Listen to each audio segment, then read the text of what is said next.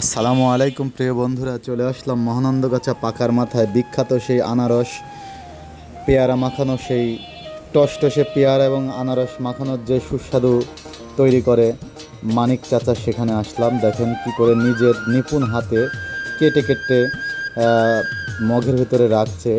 তিনি এখানে অরিজিনাল কাসন্দি এবং কাঁচা মরিচ আরও অনেক ময় মশলা তার নিজস্ব তৈরি করা দিয়ে তৈরি করেন। আমরা কুণ্ডপাড়া, কুজাইল বিভিন্ন অঞ্চল থেকে এখানে এসেছি শুধুমাত্র এই বিখ্যাত তার নিজের হাতে তৈরি করা টসটসে আনারস এবং পেয়ারা মাখানি খেতে।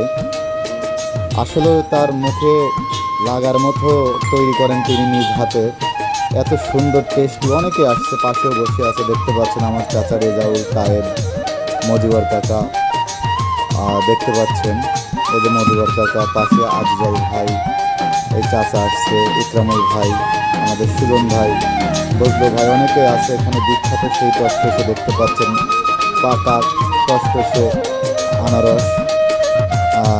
এনার এখানে বিখ্যাত সেই আনারস খেতে দূর দূরান্ত থেকে এখন মানুষ আসে।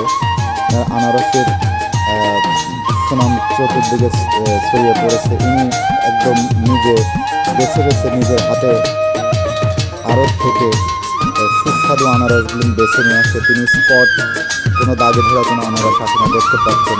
ও এখনও যেন মুখে লেগে আছে সেই আনারসের স্বাদ দেখতে পাচ্ছেন।